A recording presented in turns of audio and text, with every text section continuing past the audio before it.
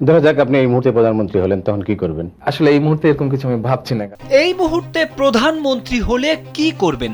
22 বছর আগে এক সাক্ষাৎকারে বিএনপির ভারপ্রাপ্ত চেয়ারম্যান তারেক রহমানকে এই প্রশ্ন রেখেছিলেন সাংবাদিক মতিউর রহমান। এরপর অনেক উত্থান পতনের মধ্য দিয়ে গেছে বাংলাদেশ। তারেক রহমানকে জেলে যেতে হয়েছে, জেল থেকে বেরিয়ে যুক্তরাজ্যে নির্বাসনে কাটাতে হয়েছে প্রায় 18 বছর।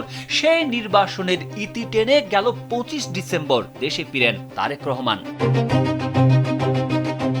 মানব জমিন সম্পাদক মতিউর রহমান চৌধুরী 2003 সালের 28 ডিসেম্বর চ্যানেল আইয়ের হয়ে যখন তারেক রহমানের প্রথম টেলিভিশন সাক্ষাৎকারটি নেন, তখন বিএনপি ক্ষমতায়। সোনামণিকে নিয়ে আমি থাকি চিন্তামুক্ত, কারণ আমি ব্যবহার করি এসএমসি স্মাইল বেবি ডায়পার।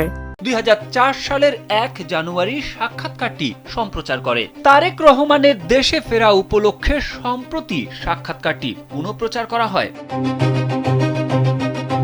এই মুহূর্তে প্রধানমন্ত্রী হলে কি করবেন? কবে রাষ্ট্র ক্ষমতায় যাওয়ার চিন্তা ভাবনা করছেন? 22 বছর আগের সাক্ষাৎকারে সাংবাদিক মতিউর রহমান চৌধুরীর এমন প্রশ্নের জবাবে তখনকার প্রধানমন্ত্রী খালেদা জিয়ার বড় ছেলে বিএনপির আজকের ভারপ্রাপ্ত চেয়ারম্যান তারেক রহমান বলেছিলেন, ওই মুহূর্তে প্রধানমন্ত্রী হওয়ার মতো কিছু তিনি ভাবছেন না, রাষ্ট্র ক্ষমতায় যাওয়ার কোনো স্বপ্ন দেখছেন না তিনি। সে সময় তারেক রহমান ছিলেন বিএনপির জ্যেষ্ঠ যুগ্ম মহাসচিব। তিনি সে সময় বলেছিলেন, রাজনীতি কারো পেশা হতে পারে না, রাজনীতি হলো আদর্শ।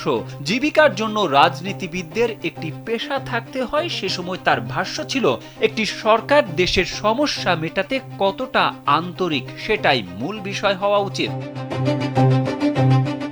কিন্তু এবার দীর্ঘ নির্বাসন শেষে দেশে ফিরলে লাখো জনতার সমাবেশে তাকে গণসংবর্ধনা দেওয়া হয়। তাকে বাংলাদেশের পরবর্তী প্রধানমন্ত্রী হিসেবে পাওয়ার স্বপ্ন দেখছেন বিএনপির নেতাকর্মীরা। এরই মধ্যে আন্তর্জাতিক গণমাধ্যমগুলো তারেক রহমানকে সম্ভাব্য প্রধানমন্ত্রী হিসেবে উল্লেখ করেছেন। তারেক আহমেদ, কালবেলা।